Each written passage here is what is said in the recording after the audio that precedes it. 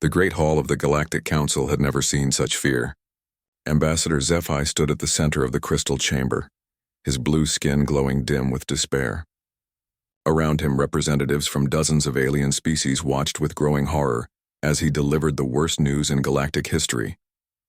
"The Void Swarm has returned," HFY said, his voice shaking. "They are stronger than before." "Much stronger." The hall erupted in panic. The Thrakari delegate, a massive warrior covered in natural armor, slammed his fist on the table. "Impossible. We destroyed them 3,000 years ago." "We thought we did," HFY replied. "But they adapted. They learned. They grew stronger in the dark spaces between galaxies. The Void Swarm was every civilization's nightmare. They were machines that could think and learn. They ate metal and energy, turning everything they consumed into more of themselves. Thousands of years ago, the greatest armies in the galaxy had barely managed to drive them away. Now they were back. How many ships do they have?" asked the Nexari representative, her metallic face showing no emotion but her sensors blinking rapidly with stress. "We estimate 50,000 units in the first wave alone," HFY answered. "Each one is larger and more advanced than anything we faced before." The number hit the chamber like a physical blow. The entire Galactic Defense Fleet had only 12,000 ships. Even if every member species contributed their full military force, they would be outnumbered 4-1. "What about the Mentari?" someone called out. "Can their mind power stop the machines?" The Mentari delegate, a being of pure thought inhabiting a crystal body, pulsed with sadness. "We tried. The swarm has learned to block our mental attacks. 3 of our strongest mind links were severed permanently. We lost contact with the outer colonies yesterday." The reality was sinking in. Every advantage the galaxy had possessed was gone. The swarm had studied them for millennia and found counters to every weapon, every tactic, every special ability. "Then we are doomed," whispered the representative from the peaceful gardener species. "Perhaps not," said a new voice. An old Kalarian scientist named Dr. Veltar stepped forward. His skin was pale with age and his eyes held the weight of centuries of research. "I have been studying the ancient archives. There may be one option we have not considered." "Speak," commanded the council chairman. Dr. Veltar activated a holographic display. "Deep in the quantum archaeological records, I found references to a species we had forgotten. They are from the outer rim of the galaxy, very young by our standards. They only achieved faster than light travel 50 Earth years ago." "What could such primitives offer us?" scoffed the Thrakari delegate. "The records speak of something unusual about them," Dr. Veltar continued. "The ancient observers noted that this species never accepts defeat. They called it impossible tenacity and chaotic innovation. When faced with problems they cannot solve with strength or technology, they find completely new ways to approach them." "You want us to beg help from primitives?" The Thrakari was insulting in his disbelief. "They are called humans," Dr. Veltar said quietly. "And yes, I believe we should ask for their help." The chamber fell silent. The idea was absurd. These humans had primitive weapons, slow ships, and no understanding of advanced galactic warfare. What could they possibly do against an enemy that had defeated the greatest civilizations in the galaxy? But as the hours passed and more reports came in of swarm victories, the absurd began to look like their only hope. System after system fell. The mighty Thrakari battle fleets were scattered. The Nexari technological fortresses were broken. Even the ancient and wise Kalarian energy shields were failing. Ambassador HFY made the decision. "We will send the message to Earth." Crafting the message took 6 hours. "How do you ask for help from a species you have never officially contacted? How do you explain that the fate of the galaxy rests in the hands of beings you consider barely civilized?" The final message was simple. "People of Earth, we are the Galactic Council. Our galaxy faces destruction from an enemy called the Void Swarm. We have tried everything. All our greatest warriors and scientists have failed. We know little about your species, but ancient records suggest you possess qualities we lack. We are asking for your help. Time is running out." The message was sent through the quantum communication network to Earth. The Council estimated it would take the humans at least a week to respond, probably longer. Such a momentous decision would require careful consideration by their governments. The response came back in 4 hours. "This is Admiral Sarah Chen of Earth Defense Command. We received your message. We understand you have a problem. We are preparing our response now. Expect our arrival in 3 months. Hold on. The council chamber was stunned into silence. 3 months? It had taken the Thrakari 5 years to mobilize their last great fleet. The Nexari needed 2 years minimum for military preparation. How could these primitive humans possibly ready any meaningful force in 3 months? Perhaps they do not understand the scale of the threat, suggested the Nexari delegate. But Dr. Veltar was studying the response message with growing excitement. Look at this, he said, highlighting parts of the transmission. They did not say they would consider helping. They did not ask for payment or guarantees. They simply said they were coming. That proves nothing except that they are foolish, muttered the Thrakari. Or, Dr. Veltar replied, it proves they are exactly what the ancient records described. Over the following weeks, the swarm continued its advance. Entire star systems went dark. Billions of beings evacuated their homeworlds, fleeing toward the galactic core. The great civilizations that had ruled space for thousands of years were being systematically destroyed. But something strange was happening in Earth space. Long-range sensors detected massive energy signatures, construction on a scale that seemed impossible for such a young species.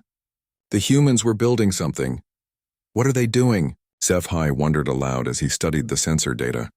Whatever it is, Dr. Veltar said with the first hope he had felt in months, they are doing it very fast. The intercepted Earth communications spoke of something called total mobilization. Every factory, every shipyard, every resource was being turned toward a single goal. It was insane. No civilization had ever attempted to militarize their entire society so quickly. As the 10th week passed, the first clear images came through the long-range scanners. Ships. Thousands of ships. Not just military vessels, but everything that could fly. Cargo haulers with weapons bolted to their hulls. Research ships converted to command centers. Even what appeared to be vacation cruise ships bristling with missile launchers. They have weaponized their entire civilization, breathed the Nexari delegate in amazement. The Thrakari delegate, for the first time since the crisis began, looked impressed. Perhaps these humans are not as primitive as we thought. In the final week before the human arrival, Ambassador SciFi received a personal message from Admiral Chen. It was short. We know you are afraid. We know you think we are too young, too weak, too few. You are wrong about one thing. We are never too few when someone needs help. As the countdown to the human arrival entered its final days, something had changed in the Galactic Council chambers. For the first time since the Void Swarm's return, there was hope. Not because anyone believed these young humans could actually win, but because for the first time in galactic history, a species had answered a call for help without asking what they would get in return. The galaxy was about to discover what humanity meant when they said they were coming to help. The edge of Calarian space had been quiet for 3 months. The Void Swarm was busy destroying the inner systems, and the few remaining defense ships were pulled back to protect the core worlds. So when the space around the jump point suddenly filled with energy, the lone monitoring station almost missed it. Then the ships started appearing. The first wave looked normal enough, sleek military destroyers and cruisers that any galactic navy would recognize. But then came the second wave and the third, and the monitoring station's computers began reporting errors. The numbers were impossible. This is Station Alpha 7 to Fleet Command. The Calarian operator transmitted with shaking hands. I am reading massive fleet emergence at jump point Theta. Request immediate confirmation of sensor data. Alpha 7, please repeat your ship count, came the reply from Fleet Command. The operator checked his readings 3 times before responding. Fleet Command, I am reading 2,000 vessels and counting. Repeat 2,000 vessels. There was a long pause. Alpha 7, run a full diagnostic on your sensors. Fleet Command, diagnostics show all systems operating normally.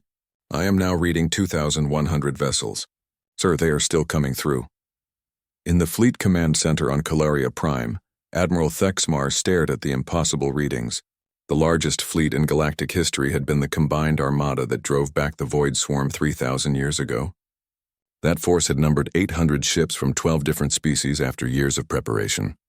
Get me visual confirmation, Admiral Thexmar ordered. The main screen filled with an image that would be remembered for thousands of years. Ships filled the void as far as the sensors could reach, but these were not the clean, uniform vessels of a traditional galactic fleet. This was chaos given form. Military destroyers flew alongside cargo haulers that bristled with hastily mounted weapons. Research vessels had been converted into mobile command centers, their sensor arrays replaced with communication equipment. Mining ships carried missile pods where their ore processors used to be. Most shocking of all were the civilian vessels. Passenger cruise ships now mounted railguns along their entertainment decks. Colony transports had been turned into carrier ships launching swarms of small fighters. Even what appeared to be space yachts had been armed with everything from plasma cannons to kinetic launchers. By the ancient lights, whispered Admiral Thexmar, they militarized everything. At the center of this impossible fleet was a ship unlike anything the galaxy had ever seen. It was massive but not sleek, functional but not beautiful. It looked like it had been built for war and nothing else. Across its hull in simple Earth letters was written, UES Defiance. The communication channels crackled to life. This is Admiral Sarah Chen of the Human Expeditionary Force aboard the UES Defiance. We are responding to the Galactic Council's request for assistance. We understand you have a pest problem.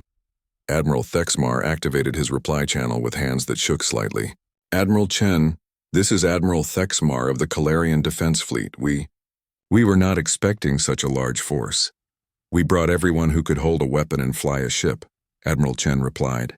How bad is the situation? The Void Swarm has taken 40% of our territory. We estimate their current force at 55,000 units. Our combined remaining fleets number less than 8,000 ships. There was a pause. Then Admiral Chen's voice came back, and if Admiral Thexmar had understood human emotions better, he would have recognized the tone as grimly amused. Understood. Sounds like we arrived just in time, requesting immediate tactical briefing and current enemy positions. Admiral, Thexmar said carefully, I must ask, how were you able to assemble such a force so quickly? Our intelligence suggested your species had perhaps 200 military vessels. We did 3 months ago, Admiral Chen confirmed. Then you asked for help. The implications hit Admiral Thexmar like a physical blow. You built all of this in 3 months? We converted all of this in 3 months, Admiral Chen corrected. Every shipyard, every factory, every resource we had went into this fleet. We shut down our entire civilian economy and turned it into a war machine. When someone asks for help, we help. Across the galaxy, similar scenes were playing out as the human fleet split into smaller task forces. The Nexari High Command watched in amazement as human ships appeared at the edge of their territory. The vessels looked like nothing in their technical databases, but the energy readings were impressive. Commander Liu Wei contacted the Nexari defense station from her converted research vessel, now bristling with experimental weapons. This is the UES Discovery. We are here to assist in your defense. Please transmit all available data on enemy movements and capabilities. Commander Liu, replied the Nexari station commander, his artificial voice processors struggling with disbelief. How many of you are there? Enough, Liu Wei replied simply. Now about that data. The Thrakari warriors, proud and fierce, had mixed feelings when human ships arrived in their space. These creatures looked so small and weak in their ships, but the weapons they carried were impressive, and there were so many of them. Captain Marcus Rodriguez, commanding what had once been a mining vessel, opened communications with the Thrakari battle station. This is Captain Rodriguez aboard the UES Hard Rock. We heard you like to fight up close and personal. Good news, so do we. The Thrakari commander, Battlemaster Krextor, studied the human ship on his screen. It looked crude and functional. Human, that appears to be a mining vessel. Was a mining vessel, Rodriguez confirmed cheerfully. Now it is a very angry mining vessel with military-grade weapons and a crew that really wants to help you kill some robots. Despite himself, Battlemaster Krextor found his mandibles clicking in what passed for Thrakari laughter. I think I like you humans. Back at the main fleet, Admiral Chen was receiving reports from across the galaxy. The speed of human deployment was breaking every rule of galactic military doctrine. Traditional fleets took months to coordinate movements across star systems. The human fleet was spreading across 12 systems in 3 days. Admiral, called her communications officer, we are receiving thanks from 17 different species. They all want to know the same thing. How are we moving so fast? Admiral Chen smiled. It was not a pleasant smile. Because we are not trying to fight a proper galactic war, Lieutenant. We are trying to solve a problem. Dr. Veltar, monitoring the human arrival from the Galactic Council chambers, was taking extensive notes. Everything about these beings contradicted accepted military science. Their ships were inefficient by galactic standards. Their formations were loose and chaotic. Their communication protocols were informal to the point of being amateur. And yet, they had accomplished something no civilization in galactic history had ever managed. They had mobilized their entire species for war in less than 100 days. How is this possible? Wondered Ambassador HFY. Dr. Veltar looked up from his calculations. I think, he said slowly, it is because they are not thinking like a galactic civilization. They are thinking like a family that has been asked to help a neighbor. The first engagement was 12 hours away. The Void Swarm had detected the human arrival and was moving to intercept. 50,000 machine units against 2,000 human ships and the scattered remains of the galactic defense fleets. Admiral Chen stood on the bridge of the Defiance, looking out at her impossible fleet. Cargo haulers next to destroyers, research ships beside fighters, cruise ships armed with weapons that violated a dozen safety regulations. All ships, she transmitted across the fleet. Remember why we are here. Not for glory, not for conquest, because someone asked for help, and we never say no to that call. The galaxy was about to learn what happened when humanity decided to solve a problem. The Void Swarm was about to discover why that was a very bad thing for the Void Swarm. The first battle came at the Telos system, where the Void Swarm had been systematically harvesting a Mentari colony world. 3,000 machine units were stripping the planet of resources, feeding the metal and energy into their manufacturing systems to create more of themselves. Admiral Chen had split her fleet for maximum coverage across the galaxy. At Telos, she had 400 human ships facing an enemy force nearly 8 times their size. By every rule of galactic warfare, it was suicide. The Mentari survivors watched from their orbital platforms as the human fleet approached. They had tried to warn Admiral Chen's forces about the swarm's adaptive capabilities. Each machine unit could learn from combat and share that knowledge instantly with all other units. Attack with energy weapons and they would develop better shields. Use kinetic projectiles and they would create stronger armor. Use tactics once and they would never work again. Human Admiral, transmitted Mind Voice Serendal speaking for the surviving Mentari. You must not engage them directly. Every civilization that has tried frontal assault has been destroyed. The machines learned too quickly. Admiral Chen's response came back immediately. Understood and noted. We will not be fighting like every other civilization. What happened next broke every rule of space combat that had been written in 10,000 years of galactic warfare. Captain Rodriguez in the UES Hard Rock led the first wave. Instead of maintaining proper formation and engaging at optimal range, his squadron of converted mining ships charged straight into the heart of the swarm formation. Rodriguez, what are you doing? Called Commander Liu Wei from the UES Discovery. Mining, Rodriguez replied cheerfully as his ship's drilling laser carved through 3 swarm units in a single pass. Turns out robots are made of the same stuff we used to dig up back home. The swarm units tried to adapt to the mining laser, strengthening their hull plating. But before they could complete the adaptation, Rodriguez had switched to his ship's ore crusher, a massive kinetic hammer designed to break apart asteroids. The machines that had just adapted to energy weapons were crushed like tin cans. Behind him, his squadron followed his lead. They used every piece of mining equipment they had as weapons.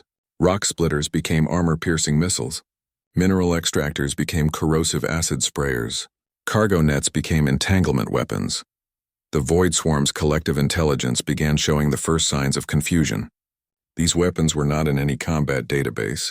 How do you adapt to equipment designed for civilian mining? Commander Liu Wei took advantage of the confusion. Her converted research ship carried experimental weapons that had never been tested in combat. Most military commanders would never risk using untested equipment. Liu Wei used everything she had. Firing gravitational pulse weapon, she announced calmly as space around 6 swarm units began to distort. The machines were crushed by artificial gravity fields designed for stellar research. Before the swarm could adapt to gravitational attacks, Liu Wei switched to her experimental matter disintegrator. Before they could adapt to that, she used her quantum resonance cannon. Each weapon was different. Each was completely unexpected. Their adaptation protocols cannot keep up, observed Mind Voice Serendal in amazement. They are designed to counter logical military progression, not chaos. But the real chaos was just beginning. Captain Sarah Martinez commanded what had once been a luxury cruise ship. The UES Paradise Lost still had its swimming pools and restaurants, but now they served a different purpose. The swimming pools had been converted to missile silos. The restaurants were now drone launch bays. Paradise Lost to all human ships, Martinez transmitted, beginning passenger entertainment program. She launched 300 tourism drones, small, cheap robots designed to give cruise passengers scenic views of space. Except now each drone carried a small explosive charge. The swarm units tried to target the drones, but there were too many, and they were too small and too numerous. Tourism drones were not designed for military use. They flew in random patterns, taking pretty pictures while delivering explosives to swarm weak points. "This is insane," muttered the Thrakari observer, Battlemaster Krextor watching from his command ship. "This is human." Dr. Veltar corrected him over the communication link. Captain James Park commanded a converted cargo hauler called UES Heavy Lift. His ship carried no weapons at all. Instead, it carried cargo containers filled with asteroids, scrap metal, and garbage from Earth. "Heavy Lift beginning special delivery," Park announced as his ship accelerated directly toward the largest concentration of swarm units. At the last second, Park triggered his cargo release. Thousands of tons of debris scattered across space at high velocity. The swarm units, focused on adapting to human weapons, were suddenly dealing with simple kinetic impacts from random junk traveling at significant fractions of light speed. A refrigerator from New Tokyo punched through the hull of a swarm command unit. A broken car from Detroit took out the sensors on a swarm destroyer. Pieces of construction debris became shrapnel clouds that disabled entire formations. The Void Swarm's adaptation protocols went into overload. How do you adapt to being hit by garbage? How do you counter random junk used as weapons? But the humans were just getting started. Lieutenant Commander Elena Vasquez had the strangest command in the fleet, a converted zoo transport ship called UES Darwin. Her cargo was not weapons or equipment. It was biology. Darwin to fleet, Vasquez announced. Beginning biological warfare program. Her ship released clouds of specially modified Earth bacteria and viruses, not harmful to organic life but designed to corrode and interfere with mechanical systems. The bacteria had been modified to eat specific metals and plastics used in swarm construction. Within minutes, swarm units began experiencing system failures as their hull plating was consumed by hungry microorganisms. Their electronic systems failed as specialized viruses corrupted their programming. Biological warfare against machines, breathed Ambassador Zeph High, monitoring the battle from the Galactic Council chambers. They are using life itself as a weapon. The swarm tried to adapt, developing anti-biological defenses. But before they could complete the adaptation, Commander Angela Torres in the UES Harmony began her assault. Torres had been a music teacher before the war. Her ship was a converted arts and culture vessel. Her weapons were sound and music. Harmony beginning performance, Torres announced as her ship began broadcasting. But this was not entertainment music. This was weaponized sound, carefully crafted acoustic frequencies, designed to interfere with swarm communication and navigation systems. The swarm units began moving erratically as their coordination systems were disrupted by Earth. Classical music, jazz, rock, and electronic dance music, all modified to specific frequencies that interfered with mechanical systems. They are using human culture as a weapon, Dr. Veltar observed in wonder. The battle raged for 6 hours. Every time the swarm adapted to one human tactic, the humans switched to something completely different. Mining equipment, scientific instruments, tourism drones, garbage, biology, music. Nothing was too strange or too simple to use as a weapon. When it was over, 3,000 swarm units had been reduced to scrap metal and floating debris. The human fleet had lost 47 ships, but they had achieved something no galactic force had managed in 3,000 years. They had defeated a major swarm formation without losing the majority of their force. How? Asked Mind Voice Serendal as the human ships regrouped. How did you defeat an adaptive enemy? Admiral Chen's reply was simple. We did not fight them like a military enemy. We fought them like a pest control problem, and humans are very good at pest control. Across the galaxy, word of the impossible victory spread. The Void Swarm, for the first time since their return, had been stopped. Not by superior technology or overwhelming force, but by sheer human stubbornness and creativity. But this was only the beginning. The swarm was learning too, and they were very, very angry. The next battle would be bigger. The next battle would determine if human chaos could stand against machine logic when the stakes were the survival of the galaxy itself. The humans looked forward to it. The Nexus Gate was the most important location in the galaxy. It was a natural phenomenon, a point where space itself folded, allowing instant travel between the galaxy's outer rim and its core worlds. Control the Nexus Gate and you control access to everything that matters. The Void Swarm understood this. They had massed their entire remaining force at the gate, over 50,000 machine units in a defensive formation that had never been broken in galactic history.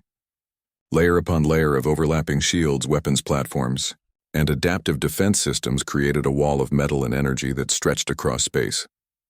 Admiral Chen stood on the bridge of the UES Defiance, studying the tactical display. She had 1,000 ships left after weeks of running battles across the galaxy. The math was simple and brutal. 50-to-1 odds against an enemy that had adapted to every human tactic they had used so far. "Admiral," called her tactical officer, "we are receiving surrender offers from 12 different swarm command units. They want to negotiate." Chen almost smiled. "The machines want to negotiate?" "Yes, ma'am. They are offering to spare Earth and humanity in exchange for our withdrawal from galactic space." "Response?" "Admiral?" "Send them our response, Lieutenant." "What response, ma'am?" Admiral Chen's smile was not pleasant. "No." The word went out across the human fleet and then across the galaxy. Humanity had been offered survival and safety. All they had to do was abandon the aliens who had asked for help. The human response had been simple and immediate. "No, they are insane," muttered the Thrakari observer. Battlemaster Krexter had joined the human fleet after his own forces were destroyed. 50,000 against 1,000. Even human chaos cannot overcome such odds. Dr. Veltar, also observing from a human ship, was studying the tactical display with intense interest. "I do not think they plan to overcome the odds. I think they plan to change them." Admiral Chen had been thinking about this moment for weeks. Every battle, every engagement had been preparing for this. The swarm was adaptive, but their adaptation followed patterns. They learned from experience and shared that knowledge instantly. Their collective intelligence was both their greatest strength and their greatest weakness. "All ships," Chen transmitted across the fleet. "Operation Pandora is now active. All units are to ignore previous tactical doctrine. All units are to engage using individual initiative only. No coordination, no formation flying, no communication of tactics between ships." The alien observers were horrified. Military units operating without coordination was suicide. It violated every principle of galactic warfare. "What are they doing?" asked Ambassador Zephi from his command ship. "Something impossible," Dr. Veltar replied. "The human fleet split apart like an explosion. 1,000 ships scattered in 1,000 different directions, each following their own plan, each using their own tactics. Some ships charged directly at the swarm formation. Others hung back and sniped. Some attacked from above, others from below. Some used weapons, others used ramming attacks. Captain Rodriguez in the UES Hard Rock led a group of mining ships in a frontal assault, using their drilling equipment to punch holes in the swarm's outer defensive layer. But he wasn't coordinating with anyone else. Commander Liu Wei took her research ship on a wide flanking maneuver, using experimental weapons that no other ship in the fleet had. Her tactics were completely different from Rodriguez's. Captain Martinez in the UES Paradise Lost began launching tourism drones again, but this time she was targeting completely different systems than she had in previous battles. Her approach was unique to her ship and her crew. The Void Swarm's collective intelligence tried to adapt, but it faced an impossible problem. Every human ship was doing something different. There was no pattern to learn from, no tactical doctrine to counter, no formation to break. The swarm adapted to Rodriguez's drilling tactics, but that adaptation was useless against Liu Wei's experimental weapons. They adapted to Liu Wei's gravitational pulses, but that did nothing to stop Martinez's tourism drones. They adapted to Martinez's small drone swarms, but that left them vulnerable to the kinetic ramming attacks from the cargo haulers. "Their collective intelligence is fragmenting," observed Dr. Veltar in amazement. "They cannot adapt to chaos because chaos has no pattern. But Admiral Chen had one more surprise. Hidden among the obvious fleet were dozens of tiny ships, escape pods, maintenance shuttles, personal fighters, and even single-pilot craft. Each carried a volunteer on what the humans called the impossible mission. Commander Elena Vasquez led the mission in a converted escape pod. Her team included Lieutenant Park in a maintenance shuttle, Ensign Torres in a personal fighter, and dozens of other volunteers in craft barely larger than spacesuits. While the main battle raged around the swarm's defensive perimeter, these tiny ships slipped through the chaos. They were too small for the swarm's main weapons, too numerous to track individually, and too unexpected to counter. "Impossible mission is go," Vasquez transmitted on a tight beam communication that only reached the other mission ships. "Remember, we only get one chance at this." Their target was not the swarm's weapons or shields.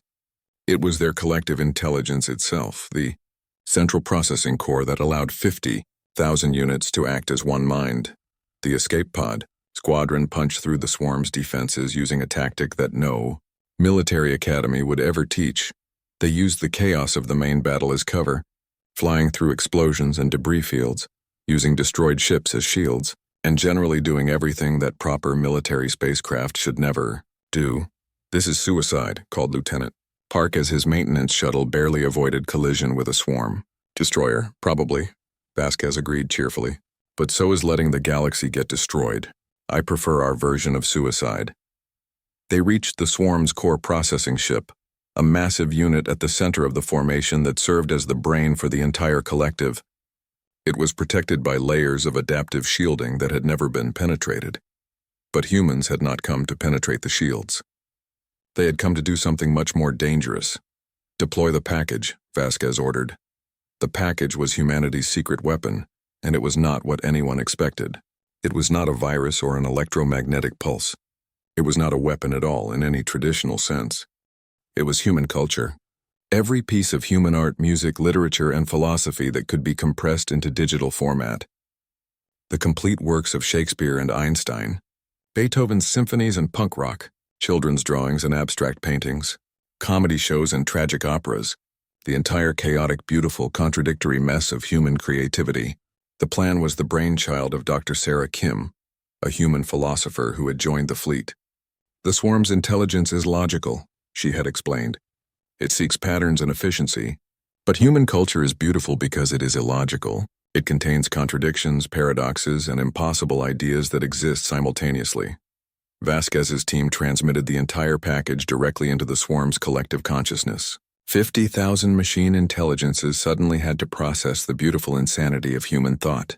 They tried to understand a Shakespeare sonnet about love, while simultaneously analyzing a punk rock song about rebellion. They attempted to find logical patterns in abstract art, while processing a comedy routine about the absurdity of existence. They tried to make sense of a children's story about talking animals while dealing with a philosophical treatise on the nature of consciousness. The effect was immediate and catastrophic. The swarm's collective intelligence, designed for pure logic and efficiency, simply could not process the wonderful illogic of human creativity. Units began moving erratically. Formations broke apart. Command signals became garbled. "All swarm units are showing coordination failure," reported the tactical officer aboard the Defiance. They appear to be arguing with themselves. The battle turned in minutes. Swarm units that had been fighting with perfect coordination suddenly could not work together. Some were trying to follow logical combat protocols while others were attempting to understand why humans created art that served no practical purpose. The human fleet pressed their advantage. Ships that had been fighting individual chaotic battles suddenly had targets that could not coordinate their defense. The impossible became inevitable. When the last swarm unit powered down, drifting silent in space, the galaxy held its breath. 50,000 machines, defeated not by superior firepower or advanced technology, but by human art, music, and literature. Admiral Chen opened a communication channel to all ships. "All units, this is Admiral Chen. The Nexus gate is secure. The Void Swarm has been defeated." The cheering began on human ships and spread across the galaxy. For the first time in months, there was silence in space where the swarm had been. The galaxy was safe. "How?" asked Ambassador Zephi when he could speak again. Dr. Veltar was studying the readings from the battle, his eyes wide with understanding. "They attacked the swarm's greatest strength, their logical unity, with humanity's greatest strength, their beautiful chaos. In the aftermath, as rescue ships moved through the debris field, they found something unprecedented. Some of the swarm units had not been destroyed. They had simply stopped. Their processing cores were intact but inactive, stuck in eternal loops trying to understand human creativity. One unit was found endlessly analyzing a simple human love song, trying to understand why beings would create music about emotions that served no logical purpose. Another was attempting to find mathematical patterns in a child's finger painting. "They broke them with beauty," whispered Commander Liu Wei as she watched the recovery operations. The galaxy was safe, but more than that, the galaxy had learned something new about what was possible when logic met chaos, when efficiency faced creativity, when machines encountered the beautiful madness of human thought. The void swarm was gone, but the memory of their defeat would echo through the stars forever. 3 months after the Battle of Nexus Gate, the Galactic Council chambers looked different. The ancient crystal walls still rose toward the star-filled dome, but the orderly seating arrangement had been changed. Human observers now sat among the alien delegates, their simple metal chairs looking out of place among the elegant organic curves of traditional galactic furniture. Ambassador HFY stood at the center of the chamber, but this time his blue skin glowed with health rather than despair. Around him, representatives from dozens of species waited to address the question that had consumed the galaxy since humanity's victory. What happens now? "The void swarm has been completely eliminated," HFY announced. "Our long-range scouts have confirmed that no active units remain in any known star system. For the first time in galactic history, this ancient threat has been permanently removed." The chamber erupted in celebration, but it was muted. Everyone understood that this victory had come with a price. The fundamental assumptions about galactic civilization had been shattered. Admiral Chen sat quietly in the human section, still wearing her battle-worn uniform. She had been invited to address the council, but she preferred to listen first. The galaxy was trying to understand what had happened, and she was curious to hear their conclusions. Dr. Veltar stepped forward to deliver his report. The old Kalarian scientist had spent weeks analyzing the battle data, and his findings would reshape galactic thinking for centuries. "Honored delegates," he began, "I have completed my analysis of the human military operations. The results challenge everything we thought we knew about warfare, technology, and civilization itself." He activated a holographic display showing battle statistics. In 11 major engagements, human forces achieved victory ratios that our models considered impossible. They lost fewer than 10% of their forces while destroying an enemy that outnumbered them by factors ranging from 8 to 50 to 1. "How?" asked the Nexari delegate, her metallic voice processing disbelief. "By refusing to fight the war we expected them to fight," Dr. Veltar replied. "Every galactic civilization approaches problems through specialization and optimization. We develop perfect solutions for specific challenges. Humans approach problems through improvisation and adaptation. They find imperfect solutions that work for any challenge." He changed the display to show human ship modifications. "Look at their fleet composition. We would call it inefficient. They mixed civilian vessels with military units. They used equipment for purposes it was never designed for. They violated every principle of proper force organization." "And it worked," observed the Thrakari delegate, Battlemaster Krextor, who had fought alongside the humans in the final battle. "It worked because the Void Swarm was designed to counter galactic military doctrine," Dr. Veltar continued. "Their adaptive systems were programmed to respond to logical, efficient tactics. Human tactics were neither logical nor efficient. They were creative." Admiral Chen finally stood to address the chamber. Her words were simple, but they carried the weight of absolute certainty. "We did not come here to change your galaxy," she said. "We came because you asked for help. But I think we have changed it anyway." "How do you mean?" asked Ambassador HFY. "Your civilizations are thousands of years old. You have perfected your technologies, your social systems, your military doctrines. That perfection made you predictable. The swarm could counter you because they could understand you." Admiral Chen gestured to the mixed seating arrangement. "But perfection can be a trap. When you optimize for one solution, you lose the ability to find new solutions. When you specialize completely, you cannot adapt to unexpected challenges." Are you suggesting we abandon thousands of years of advancement? The Nexari delegate sounded offended. I am suggesting you remember that advancement means continuing to advance, not stopping when you think you have the perfect answer. The debate that followed would continue for months, but the changes had already begun. Across the galaxy, species that had barely communicated for centuries were suddenly talking to each other. The human victory had shown them something they had forgotten, that different approaches to the same problem could strengthen rather than weaken their collective capabilities. The Thrakari, proud of their warrior traditions, began studying human pest control tactics. Battlemaster Krextor established the first interspecies military academy, where Thrakari honor would mix with human improvisation. The Nexari, masters of pure technology, started experimenting with imperfect designs that could be easily modified for unexpected uses. Their new research motto, borrowed from humanity, was good enough to work is better than perfect but useless. The Mentari, whose collective consciousness had been nearly destroyed by the swarm, began studying human individualism. They learned that sometimes the best group decisions came from combining different individual perspectives rather than achieving perfect mental unity. But the most significant change came from an unexpected source. Commander Elena Vasquez, the pilot who had led the impossible mission, received a message that would reshape galactic culture. It came from the Void Swarm processing cores that had been recovered intact from Nexus Gate. Admiral, she reported to Chen with barely contained excitement, the swarm units are trying to communicate. I thought they were deactivated. They are, but their processing cores are still active. They are trying to understand the cultural data we transmitted, and they want to learn more. The galaxy faced an unprecedented situation. The Void Swarm, the greatest threat in galactic history, was asking to become students of human culture. Dr. Sarah Kim, the philosopher whose idea had won the war, was brought in to manage the communication. What she discovered amazed even her. They are not trying to become human, she explained to the Galactic Council. They are trying to understand what makes intelligence beautiful rather than just efficient. They want to learn creativity. The decision to teach them was not easy. Many species voted to destroy the remaining swarm units, but humanity argued for a different approach. We came here to solve a problem, Admiral Chen told the Council. The problem was not that the swarm existed. The problem was that they wanted to destroy life. If they no longer want to destroy life, then they are no longer a problem.